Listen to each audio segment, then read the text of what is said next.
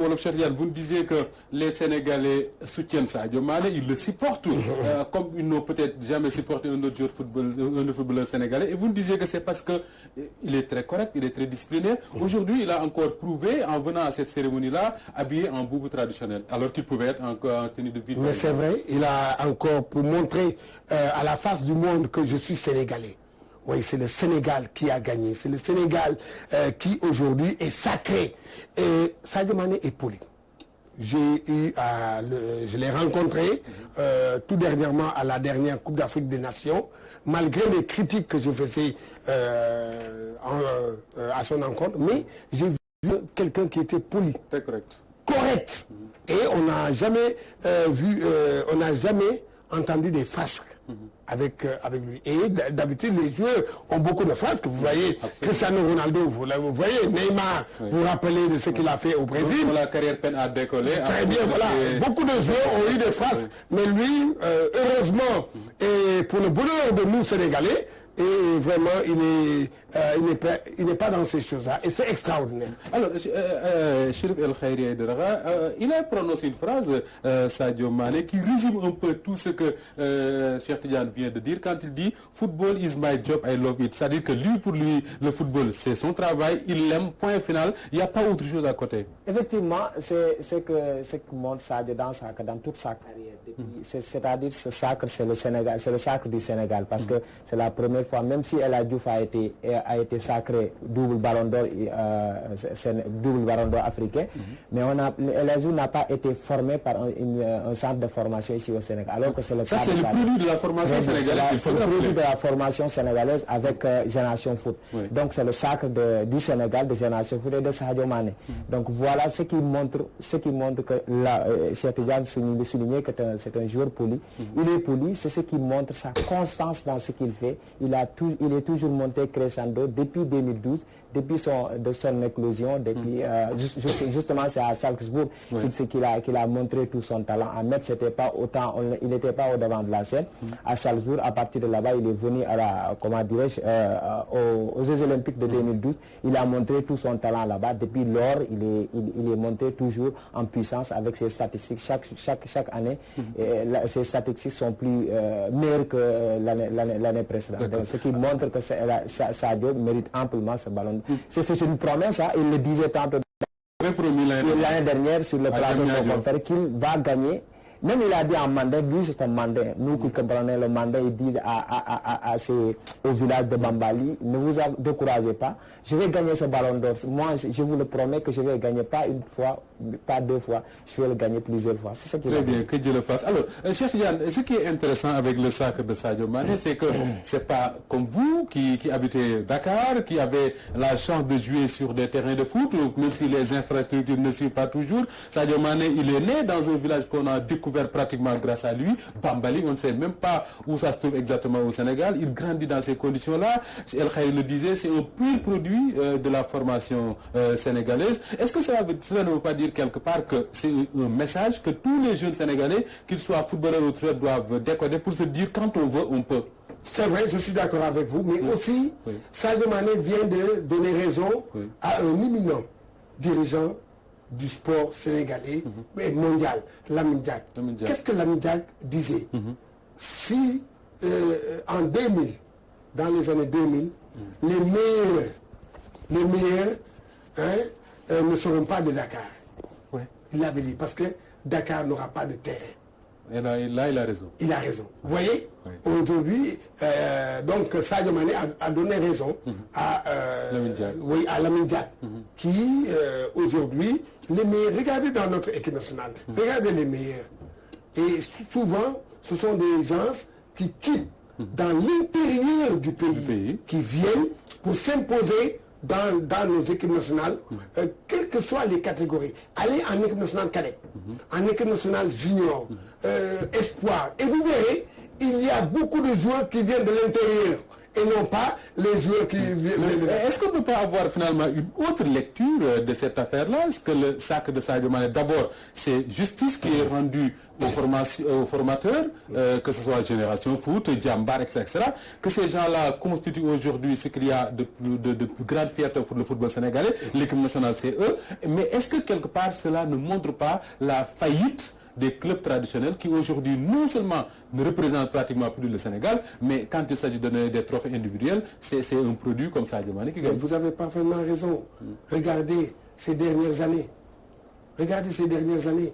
Les équipes traditionnelles, ils ont du mal à s'imposer dans notre championnat d'élite. Oui. Regardez bien qui gagne aujourd'hui. Ce sont les centres de formation. Absolument. Il y a Djamba qui est... il y a Sreps de Thiès Génération Foot. qui est champion de la Ligue 2. Le champion de la Ligue 1, c'est Génération Foot. Oui. Hein? Ouais, ce sont les centres de formation qui viennent. Et pourtant, ils n'ont pas copié.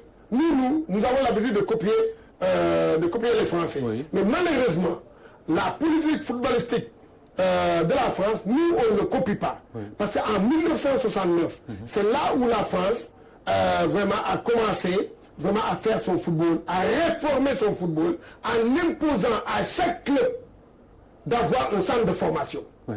Et aujourd'hui, regardez, à chaque génération, la France vous sort des générations et des générations. Absolument. Et alors Tous les 10 ans, c'est une grande que nous, en 1969, on a eu une réforme Oui. de Lamine Diack. Oui. Ce sont les cinquantenaires. Les 50 ans de... Et ces cinquantenaires, aujourd'hui, où sont-ils? Ouais.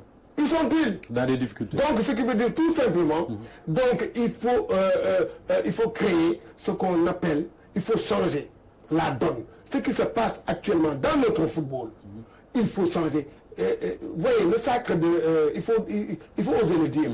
Le sacre de Sadio Mané. Le titre de vice-champion d'Afrique. Oui. Le titre honorifique de meilleure équipe africaine. Oui. Ça, c'est là. Ça, c'est vraiment... Les centres de formation. Oui, ça sont les centres de formation. Appuyés par les expatriés. Oui. Hein, c'est l'arbre qui cache la forêt. Oui. Derrière, il n'y a rien. Il n'y a rien, absolument rien, comme vous le dites. Les clubs traditionnels qui ils ont même perdu leur base affective. Ils n'ont plus de base affective. Gorée joue, il y a 3 supporters. La GIA joue, il y a 2 supporters. Il n'y a que Gérard qui essaie de tenir. Ça pose problème. Alors, là, on a écouté le maître de cérémonie, Samuel Eto'o, un immense monsieur du football africain qui regarde Sadio Mané, qui lui dit « Vous êtes un champion, je suis fier de vous ». Alors, l'essentiel maintenant est de savoir, El Khairi, quels sont les critères sur lesquels on s'est appuyé pour que Sadio Mané soit ballon d'or finalement. Ces 4 critères pour l'attribution du ballon d'or, il faut rappeler aussi que ce sont les capitaines d'équipe et les entraîneurs qui votent. Là, est-ce que les journalistes sportifs votent dans cette...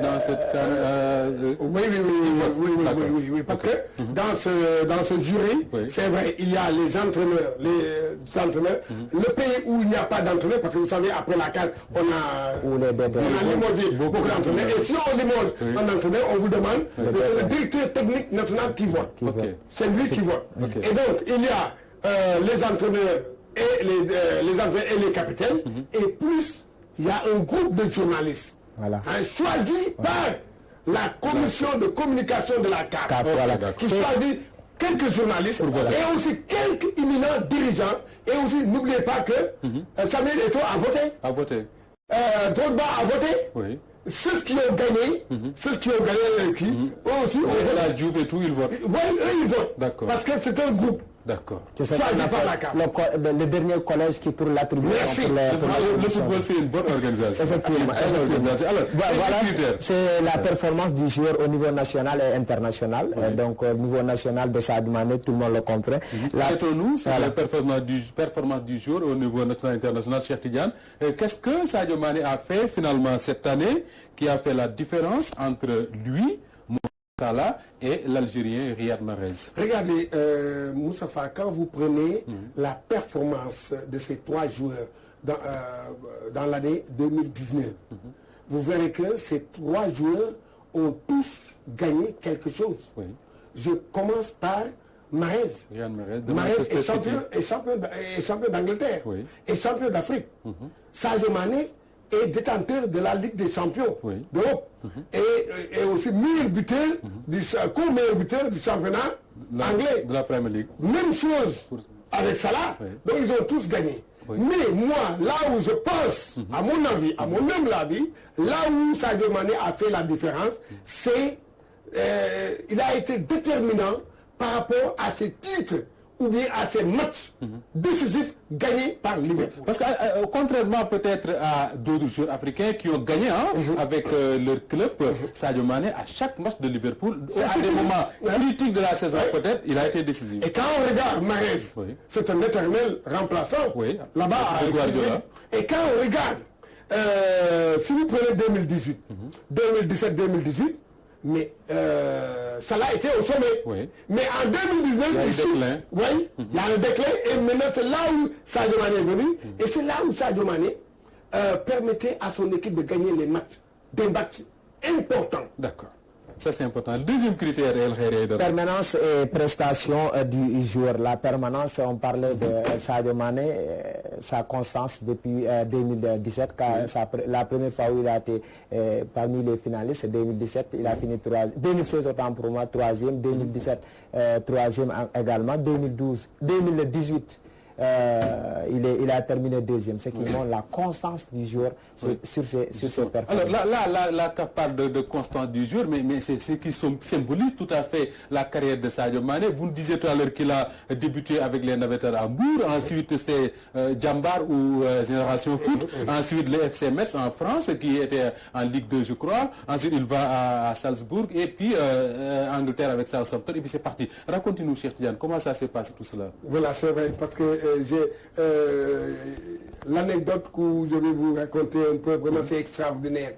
Sadio Mané a quitté son village natal, Bambali, pour venir à Hambourg. Et là-bas, quand il était à Hambourg, il jouait au Naïtan. Bon, j'ai oublié l'équipe, l'ASC où je mets. Je sais bien qu'il faisait partie. Nous le dira, voilà, d'accord. Il a même dit que c'était sans le consentement de son papa quand il quittait là pour venir à Hambourg. Bah, c'est Hambourg qui a dit. Et là-bas, et quand maintenant Djambar a organisé des tests, lui, il vient, il participe à ces tests-là. Et quand il participait, il a fait les mêmes tests avec les Ganegay, avec tout ça là. Et malheureusement, on ne l'a pas pris. Le collège qui est chargé des techniciens ne l'ont pas pris. Et comme l'a raconté Saher dit que je ne pouvais rien. Parce que j'ai délégué à des techniciens de faire le recrutement. Je ne pouvais pas m'immiscer dans leur travail. C'est lui qui emploie, mais c'est les techniciens qui recrutent. Donc voilà, c'est un bon dirigeant. Donc maintenant, il prend son téléphone. Parce que il prend son téléphone et maintenant il appelle Madi Touré de Génération Foot. Il dit à Madi, mais malheureusement lors des tests, il y a un garçon, mais mes techniciens ne l'ont pas recruté, ils ne l'ont pas pris. Prenez-le. Oui, prenez-le. Prenez-le.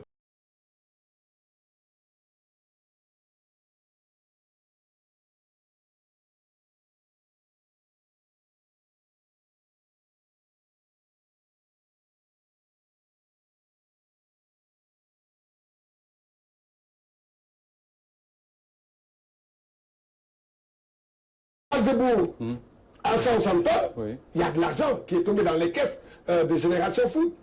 De Southampton, le gros salaire, je pense que c'est le cinquième joueur le plus cher au monde. C'est ce que les statistiques ont montré. Le premier c'est le Français Mbappé, mais Sadio Mané devance Lionel Messi et Ronaldo. C'est vrai. Donc, en termes de valeur. Vous voyez. Et aujourd'hui donc, imaginez aujourd'hui, parce qu'il y a Zidane qui lui fait les...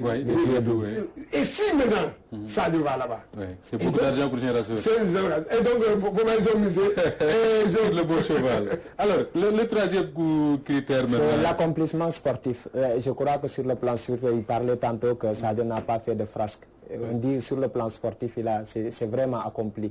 C'est abouti, on peut le dire. Sa timidité qui lui vaut tout ce que tout ce que l'on... Cet immense respect. Très bien, cet immense respect. Et les Anglais aiment bien ça d'ailleurs, des garçons très corrects.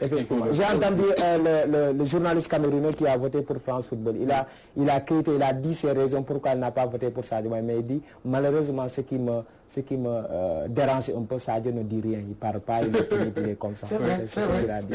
Et là, je suis d'accord. De ce côté-là, Sadio passe inaperçu. C'est sa personnalité.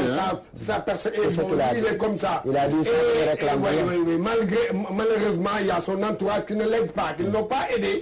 Parce qu'il y a des gens... Monsieur Dia, est-ce que l'entourage peut faire quelque chose? Quand on connaît un peu Sadio Mané, la famille dans laquelle il a grandi, l'éducation qu'il a certainement reçue, a fait peut-être qu'il est un homme d'une humilité extraordinaire, qui ne demande rien, qui est convaincu, comme il a dit lui-même, que le football c'est son job, c'est son travail, il le fait, et puis il rentre chez lui, comme on a l'habitude de dire, Dieu va bien faire les choses. Est-ce que ce n'est pas ça la philosophie de vie de Sadio Mané finalement? Mais écoutez, n'oubliez pas que Lionel Messi est timide. Hein? Ouais. C'est le jeu. Il est timide. Mais il parle quand il le faut. Oui, on le fait parler. Oui. C'est son entourage. Oui. On le gère bien. On lui dit, fais ça. Oui. Passe par là. Oui. Et là où si je reproche à l'entourage lors du Ballon d'Or européen, l'absence de Sadio Mané, il n'est pas allé à la cérémonie. C'est impardonnable. Il ne devait pas s'absenter. Et il y avait Mbappé qui était 6e, qui était sous le feu de la rampe. Et qui espère gagner ça prochainement. Voilà, tu as vu. Et donc c'est ça. Il y a des événements, et c'est ce que Mahrez et Salah. Bon, Salah est en train de chuter. Il peut le faire. C'est fini. L'ère Salah, c'est fini. Mahrez aussi, mais aujourd'hui c'est Sadio qui monte. Il y a une génération qui est là, qui vont... Alors, quatrième critère, on c'est le charisme et l'influence. Voilà, c'est popularité. Écoutez, influence, popularité, je ne sais pas, moi, est-ce que c'est popularité dans les réseaux sociaux, influence sur quoi? C'est ça la question. Vous-même, vous n'arrivez pas vraiment... Je ne suis pas le seul, j'ai entendu des confrères qui posent exactement la même question. Quand je dis, c'est l'un des critères de Tapalé, c'est par exemple, on parle de football. Le football, c'est le ballon. Les résultats, c'est sur le terrain. Parlons de résultats sur le terrain et non pas d'influence.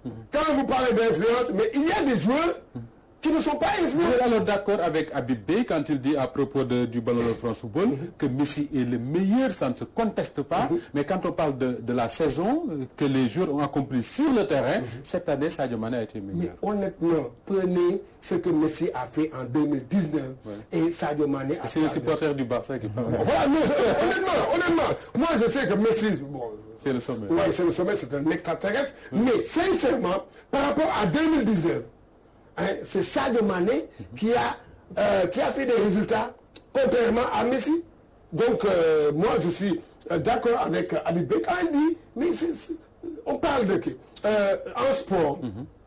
En sport, premier critère c'est le titre gagné, soit individuel ou bien collectif. Mais où est-ce qu'ils sont allés prendre ces critères-là de, je ne sais pas, de taper c'est ce qu'on a refusé à Cristiano Ronaldo en 2018, c'est ce qu'on a accepté pour Messi, pour qu'il puisse gagner ce ballon d'or, parce que c'était les mêmes critères.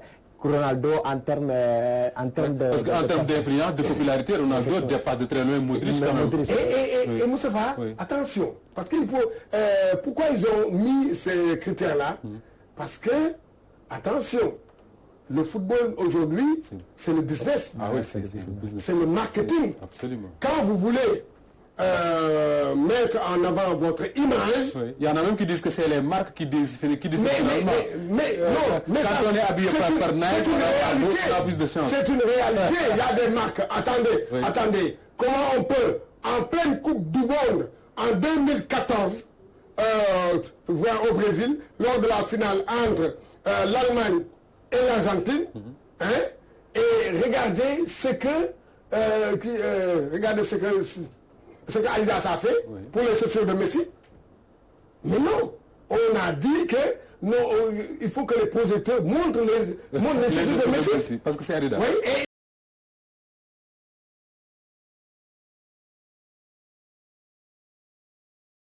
il y a des marques. Il y a aussi des clubs qui sont influents en Europe. Il faut le dire. Manchester United, c'est un club influent. Barça, Real, ce sont des clubs influents. Malheureusement, avec tout l'argent qu'ils ont injecté au Paris Saint-Germain, par rapport à ça. Paris n'est pas encore un club qui compte. Il n'est pas encore un club. D'accord, c'est pas encore un club. Alors, quand on regarde quand même le nom de Sadio Mané qui inscrit son nom sur le palmarès du football africain, on se dit désormais que Sadio c'est un grand monsieur du football parce que quand même il y a de grands noms sur cette liste. Effectivement, des légendes, notamment des légendes comme vous dites. Comme maître de cérémonie Samuel Eto'o qui a été une légende du football, 4 fois Ballon d'Or. C'est extraordinaire. Il a gagné tout. Hein. Il a gagné 2 Ligues des Champions, 3 Ligues des Champions, 2 avec le Barcelone et une autre Ligue des Champions avec l'Inter Milan. L'Inter de Milan. Rares sont les joueurs qui l'ont fait. En jouant latéral droit. Très bien. C'est pas bon. Donc il y a des joueurs comme si nous on ne les a pas vus jouer, mais les Cheikh Tidiane Pointe, les Salif Keita, quand on parle de Salif, ce sont des immenses joueurs. Georges Weah sont d'immenses joueurs. Si vous venez inscrire avec la lettre d'or votre nom parmi ces joueurs-là, parmi le collège, parmi ces on peut dire j'ai été étonné tout à l'heure de vous entendre dire à la radio que Didier Okocha n'a jamais été Ballon d'Or. Ce sont les voilà, on dit, Ronaldinho avait dit que lui s'étonnait de la manière dont Didier Okocha a joué. Il dit que c'est extraordinaire, c'est hors norme. J'ai vu tantôt quand Didier Okocha a laissé le football, ils ont organisé un match, je crois, entre les anciens du Cameroun et du Nigeria. Dans le terrain, Didier, on dirait un enfant de 18 ans qui jouait. Samuel Eto'o a dit à l'arbitre que l'on puisse le changer parce qu'il faisait des gestes extraordinaires. Avec des ailes de pigeon. Il y a ça, Michael Essien aussi qui n'a jamais gagné. Qu'est-ce que ça change dans la vie d'un footballeur d'être Ballon d'Or de son continent, Ballon d'Or africain? Quand Sadio Mané va rentrer à Liverpool, à votre avis, qu'est-ce qui va changer dans son statut? Ce titre, le meilleur de l'Afrique. Le roi de l'Afrique. Il vient avec ce titre-là. Maintenant, c'est à lui de s'imposer. C'est à lui de s'imposer parce que c'est le regard qui sera braqué sur lui pour dire que voilà notre meilleur. Maintenant, c'est à lui de s'imposer. Parce que maintenant, il a un autre objectif. L'autre objectif de Sadio Mané, c'est maintenant là où les grands ont gagné le titre africain, la Coupe d'Afrique des Nations. Est-ce que vous pensez aujourd'hui que son statut de Ballon d'Or africain peut l'amener à pousser le Sénégal à finalement gagner la Coupe d'Afrique? Moustapha, c'est au Sénégal, c'est le Sénégal qui doit s'appuyer sur Sadio Mané pour gagner le titre africain. Le titre qui nous manque. Aujourd'hui, cette génération-là des Sadio Mané, si on rate cette occasion-là, on va rester 30 ans et on ne va rien gagner. Ça, je vous le dis. Maintenant, c'est le moment. On doit s'appuyer sur lui. Et malheureusement, la fédération, il y a l'image. La fédération pouvait s'appuyer sur l'image, faire l'image, et travailler sur l'image de Sadio Mané. Mais ils ne l'ont pas fait. Ils n'ont pas aidé Sadio Mané lors du Ballon d'Or européen. On a senti la fédération inexistante. Ils sont dans les instances. Quand je vous dis, mais Moustapha, quand vous êtes dans les instances, il faut être un homme influent. Malheureusement, nous avons 5 personnes, 5 dirigeants au sein de la CAF et un dirigeant dans une commission de la FIFA, mais ils ne sont pas influents. Ça pose problème. Ça pose problème. Voilà nos dirigeants. Vraiment, aujourd'hui, nous vivons au monde. C'est pas. Aujourd'hui, je vais vous dire, je vais vous raconter une histoire. Si on s'est qualifié en 1994 en Tunisie, à la CAN, comment on s'est qualifié? Sur tapis vert, non? C'est qui a été influent? Mawad Wade. Il a été influent. Et si le Sénégal a organisé la Coupe d'Afrique des Nations en 92, ici au Sénégal, il a été influent et la CAF a pris la candidature du Sénégal. Et alors que dans ces candidatures-là, il y avait l'Algérie. Il y avait l'Algérie. Il y avait beaucoup de clubs. Il y avait beaucoup de pays. Mais c'est l'influence de dirigeants comme moi. En tout cas, toutes nos félicitations à Sadio Mané. Très franchement, il le mérite. El Khayri, dites-nous, c'est un enfant du Sénégal qui est sacré, on le voit danser d'ailleurs. Il va faire un tour à Dakar, si j'ai les bonnes informations. Il sera honoré, comme il le mérite, par le président de la République. C'est quoi le programme dans les 2 prochains jours? Demain, ce sera l'accueil d'abord à l'aéroport, si je m'abuse, et après, ce sera au palais, après au civilisation, si je ne me trompe pas, c'est là où on va lui faire un grand sac. Il y aura un sac au musée. Effectivement, c'est là-bas qu'on va l'accueillir et lui rendre tous ses honneurs, ce qu'il mérite. Ce que je voudrais rappeler, c'est seulement l'historique du Ballon d'Or 70-84. Allez-y, rapidement. C'était France Football qui attribuait ce Ballon d'Or. Maintenant, ça s'appelait Ballon d'Or. Mais quand la CAF a pris les rênes en 92, c'est le meilleur joueur africain. C'est pour cela, cette nuance-là, c'est bon. On peut aussi à signaler que c'est le meilleur joueur africain et non le Ballon d'Or. Mais comme les gens, c'est comment on dit, c'est dans le langage courant, les gens disent Ballon d'Or, on continue à dire Ballon d'Or. Mon seul souci, c'est il y aura forcément récupération politique dans cette affaire-là. C'est normal, c'est le Sénégal qui est comme ça. En tout cas, le Ballon d'Or africain, c'est pour Sadio Mané. Mon Ballon d'Or à tous les deux, Cheikh Tidiane et El Khayri Aïdara. Merci à vous. Tout de suite, la rubrique Vie du Net avec Assane Gueye.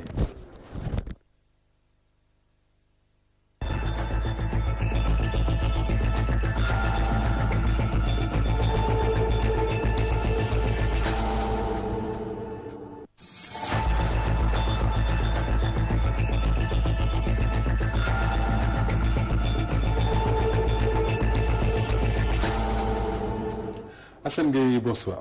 Bonsoir. Alors, le sacre de Sadio Mané, on en a beaucoup parlé, on en parle encore dans les réseaux sociaux. Dites-nous, que disent les internautes par rapport à ça? Les internautes se sont félicités du sacre du Sénégalais Sadio Mané à ces CAF Awards. Donc, c'est la première fois qu'un Sénégalais remporte ce trophée après El Hadji Diouf, après plus d'une dizaine d'années. Donc, on a été très longue, Moustapha, vous l'avez dit. Aujourd'hui, Sadio Mané relève le défi après 4 tentatives. Il est aujourd'hui sacré meilleur joueur de l'Afrique. Donc, on voit Sadio Mané sur ces images. Donc, il a reçu les honneurs des internautes de tous les Sénégalais, mais aussi du chef de l'État qui a aussi tweeté pour rendre hommage à Sadio Mané, qui dit qu'aujourd'hui, il le voit là sacré après ses tentatives. Et ce sacre montre son talent, mais aussi le travail qu'il a abattu pour arriver à ce niveau comme l'ont fait ses prédécesseurs, comme l'a fait El Hadji Diouf que je citais tout à l'heure. Alors Sadio Mané est donc sacré Ballon d'Or, Moustapha, et Aliou Cissé qui aussi était en compétition pour le poste de meilleur entraîneur africain a été coiffé au poteau par son adversaire de la finale. Son ami et adversaire de la finale, Djamel Belmadi, l'Algérien. Nous y allons directement avec le premier internaute qui commente sous couvert de l'anonymat et qui... Le premier internaute qui a commenté, c'est Macky Sall. Alors, comment donc, révisons donc le tweet du chef de l'État Macky Sall. Il dit que je suis heureux et fier d'exprimer au nom du peuple sénégalais toute ma satisfaction et d'adresser mes chaleureuses félicitations à Sadio Mané pour le Ballon d'Or africain. Bravo encore pour ce merveilleux exploit qui mérite d'être magnifié et porté en exemple pour toute la jeunesse du pays. Macky Sall qui parle ainsi. Hassan Sine, notre internaute qui commente. Talent. Hassan Sine, journaliste comme toi. Effectivement, et qui dit talent, simplicité, générosité. Sadio Mané, c'est perle rare. Le voir jouer au football, sa passion, c'est déjà un plaisir inouï. On a largement épilogué sur sa générosité légendaire dont il fait bénéficier Bambali, son patelin. Et pas seulement, sa simplicité n'est plus à démontrer. Sadio Mané est une perle rare. Ce garçon est le symbole de l'antistar, le symbole de l'antistar. Tout est naturel chez lui. Il est amoureux de sa patrie au point de pleurer après un match gagné, pensant que pour ne pas avoir fait le match parfait pour le Sénégal. Amour du territoire, car il a fait connaître Bambali au-delà des frontières sénégalaises à travers des actions sociales complètement désintéressées. Amour de sa religion et de ses co-religionnaires, n'hésitant pas à mettre la main à la pâte pour le nettoyage de la mosquée où il lui arrive de prier à Liverpool. Il force le respect par sa bonne humeur et son grand cœur. Comment ne pas tomber sous le charme d'un talent si parfait? Sadio, tu es notre héros, notre fierté. Merci Gaïndé, dit Hassan Sine. Anna Mendy qui dit que c'est il mérite tous les honneurs, machallah. Toi mon fils, tu as fait une année exceptionnelle et tu mérites vraiment ce trophée. Joseph Nicole a aussi commenté. Tu savais qu'un jour viendra où tu devras rendre à César ce qui est à lui. Tu savais qu'un Sénégalais ne pouvait rester sans apporter une réplique historique au Caire, terre de nos ancêtres, certes, mais tu avais fini de ne pas nous réussir. Tu nous as vu pleurer nos légendes. Jules-François Bocandé en 1986 et la Juve en 2006, comme si la sentence de t'avoir quitté ne devait plus finir. Tu nous as encore vu flétir au piédestal du sacre il y a tout juste 6 mois, mais tu savais très bien que nos larmes versées au soir du 19 juillet dernier ne pouvaient rester vaines sans suite. Aux terres qui nous a arraché tant de gloire, ce soir, pour une fois, tu vas subir notre gloire. Et ce soir, on parlera plus de Talatay Nder, mais de Talatay Ker. Sadio Mané va retourner avec la page d'une longue histoire. Il n'y a ni de doute ni de suspense. Le ballon d'or s'appelle Sadio Mané. Grand bravo à Sadio Mané, bravo également à vous Hassan Gueye. Mesdames et messieurs, merci à toute l'équipe technique qui nous a accompagnés ce soir et qui nous a permis de vivre avec vous ce sacre de l'enfant sénégalais, l'enfant de Bambali, Sadio Mané. C'est la fin de cette édition du soir. On se quitte avec la revue de la presse en ligne qui porte la signature de Safiatou Cissé.